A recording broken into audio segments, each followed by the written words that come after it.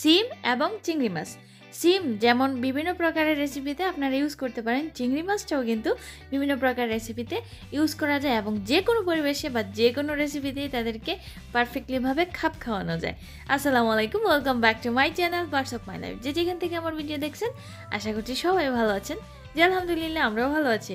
আজকে আমি চলে এসেছি আপনাদের সাথে শেয়ার করার জন্য দারুণ একটা ইউনিক একটা রেসিপি।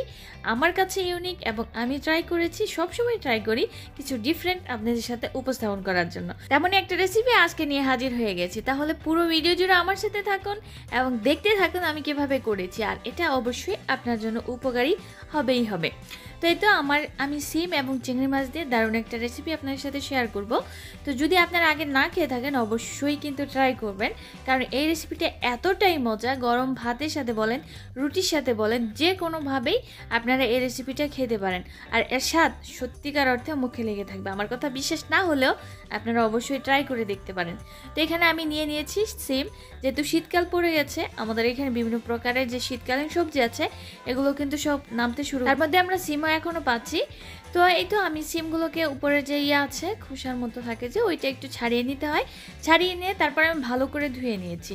আর এই টিপসগুলো দেখানোর কাটাকুটি দেখানোর একটাই কারণ যে আমি কিভাবে কাটি, হয়তো আপনি এইভাবে নাও কাটতে পারেন বা আপনি যেভাবে কাটেন আমি সেভাবে নাও কাটতে পারি, সেজন্যই কিন্তু এই কাটাকুটিও কিন্তু দেখানো। তো এখন দেখতেই পাচ্ছেন আমি সিমগুলো কয়েকটা সিম একসাথে ভালো করে নিয়ে ধুয়ে নিয়েছিলাম অবশ্যই। তো কাটার আগেই ধুয়ে নিতে হবে, কাটার পরে নিতে যাবেন না, এতে করে যে সবজির যেই রস থাকে বা এটার মধ্যে যে পুষ্টিগুণ থাকে সেটা কিন্তু অনেকটাই চলে যায়। তো এখন আমি সবগুলো কয়েকটা 4-5টা একসাথে অ্যাড করে নিয়েছি। অ্যাড করে নেওয়ার পর দেখতেই পাচ্ছেন ছুরি দিয়ে একদম কুচি কুচি করে, যতটা কুচি করতে পারেন ততটা পারফেক্ট। তো আমি কুচি কুচি করে কেটে নিচ্ছি, আমি যতটা পেরেছি ততটাই করে কেটে নিচ্ছি, দেখতেই পাচ্ছেন আপনারা।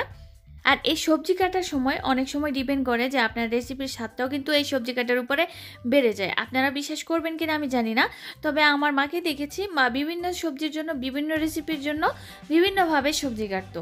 তো সেক্ষেত্রে আমি দেখেছি যে আমার মায়ের হাতের রেসিপি দারুণ মজা হয়। তো আপনারাও কিন্তু এইভাবে এক একটা সবজির জন্য বা এক একটা রেসিপির জন্য এক একভাবে করে সাইজ করে নিতে পারেন। তো এখন আমি চলে এসেছি চুলায়, দিয়ে দিয়েছি এক্সট্রা ভার্জিন অলিভ অয়েল তেল।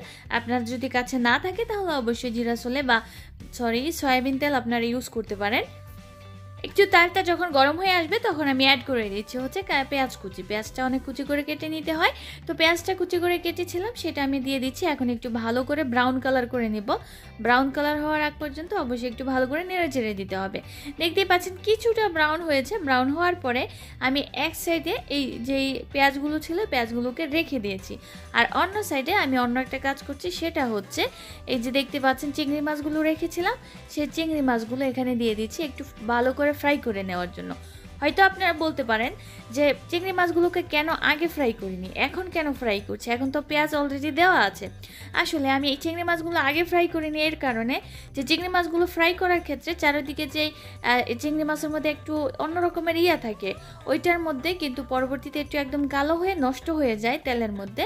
আর এইভাবে যদি দেই তাহলে যে এখন আমি যে পেঁয়াজ ভাজা করতেছি প্লাস আমি যখন সবজিগুলো দিব তখন সবজি এবং যে পেঁয়াজ আছে এগুলোর মধ্যে সুন্দর একটা ফ্লেভার চলে আসে চিংড়ি মাছের। মাছগুলো একটু ফ্রাই হওয়ার আগ পর্যন্ত কিন্তু আমি এই যে পেঁয়াজের সাথে কিন্তু মেশাবো না, মেশানো হবে তখনই যখন একটু কালারটা ব্রাউন হয়ে যাবে, কালারটা অন্যরকম হয়ে যাবে। দেখতেই পেয়েছেন কালারটা যখন চেঞ্জ হয়েছিল তখনই কিন্তু আমি পেঁয়াজের সাথে মাছগুলো একসাথে অ্যাড করে তারপর আরেকটু নেড়েচেড়ে দিয়েছি। এরপর যে আমি অল্প কিছু মশলা ইউজ করব, তেমন কোনো মশলা ইউজ করব না। এখানে আমি 1 টিস্পুনের মতো দিয়ে দিচ্ছি আদা এবং রসুন বাটা। আপনারা চাইলে এখানে অন্য কিছু দিতে পারেন, তবে আমি মনে করি যে যত কম মশলা দিয়ে খাওয়া যায় ততই ভালো।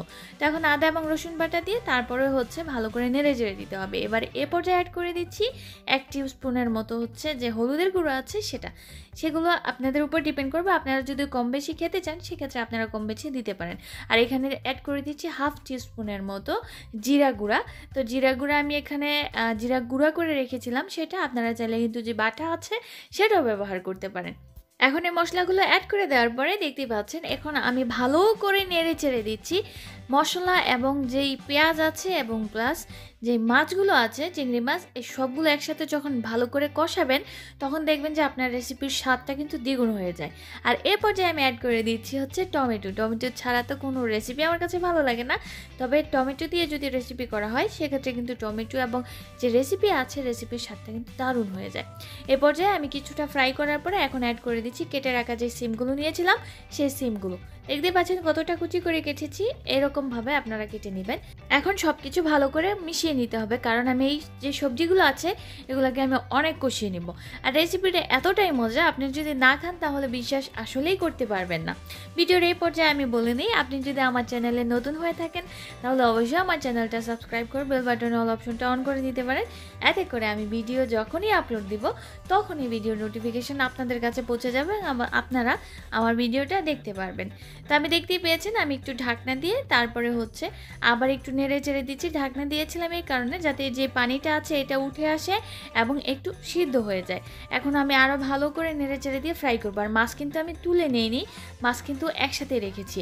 আর অনেকেই কিন্তু মাছের যে খোসা আছে খোসা ছাড়িয়ে নেয়, যদি আপনার ভালো লাগে আপনি খোসা ছাড়িয়েও নিতে পারেন।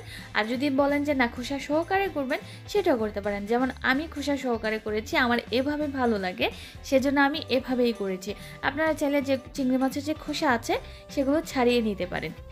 আমার আজকের ভিডিওটা আপনাদের কাছে কেমন লাগছে, আজকের রেসিপিটা আপনাদের কাছে কেমন লাগছে, যদি ভালো লেগে থাকে অবশ্যই কিন্তু আপনার ফ্যামিলি এবং ফ্রেন্ডসের সাথে শেয়ার করে দিতে পারেন। হয়তোবা আপনারা এইভাবে রান্না করতেও পারেন, আবার অনেকে নাও পারেন। যারা পারেন না তাদের জন্য হেল্পফুল এবং তারা শিখতে পারবেন। আর যারা পারেন তারা তো করতে পারেন, তবে আমি যেভাবে করি আই থিঙ্ক আমার মতো করে আপনি করেন না, তো সেক্ষেত্রে আপনারাও কিন্তু আমার মতো করে ট্রাই করে নিতে পারেন। সবজি এবং মাছ সব কিছু আমি একদম পারফেক্টলিভাবে অনেকক্ষণ লাগিয়ে ফ্রাই করেছিলাম। ফ্রাই করে নেওয়ার পর আমি কিছুটা পানি অ্যাড করে দিয়েছি, কারণ অলরেডি সিদ্ধ হয়ে গেছে, বেশি পানি আমি অ্যাড করব না। অ্যাড করে দিয়ে ঢাকনা দিয়ে ঢেকে রেখেছিলাম। দেখুন ঢেকে রাখার পরে প্রায় পুরোটাই সিদ্ধ হয়ে গেছে, দেখতেই পাচ্ছেন। এ পর্যায়ে ঢাকনাটা তুলে নিয়ে তারপরে একটু ভালো করে নেড়ে চেড়ে দিতে হবে। যতক্ষণ না পর্যন্ত যে পানিগুলো আছে এগুলো যতক্ষণ না পর্যন্ত শুকাবে ততক্ষণ পর্যন্ত এটাকে ভালো করে নেড়েচেড়ে নিতে হবে। আর এর মাঝে অবশ্যই একটু করে দিতে হবে, ম্যাশ করে দিতে হবে, যাতে করে একটু লিকুইড হয় এবং খেতে ভালো লাগে। দেখতেই পাচ্ছেন আমি কিন্তু একটু ম্যাশ করেও দিচ্ছি, সাথে সাথে যেগুলো একটু বড় আছে এবং যে টমেটো আছে সেই টমেটোগুলোও কিন্তু আমি একটু ম্যাশ করে দিয়েছিলাম, পুরোটাই ম্যাশ করে দিয়েছি। এবার দেখতেই পাচ্ছেন এই পর্যায়ে আমি অ্যাড করে দিচ্ছি কোরিয়েন্ডার লিভস, ধনে পাতা দিলে যে সুন্দর একটা ফ্লেভার আসে, এতে করে গরম ভাত বলেন আর রুটি বলেন যেটার সাথেই বলেন না কেন রেসিপির স্বাদ কিন্তু দ্বিগুণ হয়ে যায়। এখন আমি ধনে পাতা দিয়ে আর একটু ভালো করে নেড়ে চেড়ে দিচ্ছি, ততক্ষণ পর্যন্ত নাড়বো যতক্ষণ পর্যন্ত পানিটা শুকিয়ে যাবে। এই তো আমার রেসিপি অলরেডি তৈরি হয়ে গেছে। গরম ভাত অথবা রুটি যে কোনো কিছু আপনার পাশে যদি থাকে তাহলে এখনই খেয়ে নেন। আসলে দারুণ মজার একটা রেসিপি।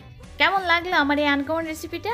আমি আশা করি আপনাদের কাছে ভালো লেগেছে। ভালো লাগলে অবশ্যই একটা লাইক দিয়ে যাবেন এবং কমেন্ট সেকশনে জানাতে ভুলবেন না আমার চ্যানেলের ভিডিওগুলো বা আমার রেসিপিগুলো আপনাদের কাছে কেমন লাগে। বেশি ভালো লাগলে ফ্যামিলি এবং ফ্রেন্ডসের সাথে শেয়ার করে দিতে পারেন। পুরো ভিডিও জুড়ে আমার সাথে থাকার জন্য অসংখ্য ধন্যবাদ জানাচ্ছি, এভাবে সাপোর্ট করে যাওয়ার জন্য, এবং সবাই আমার সাথেই থাকবেন।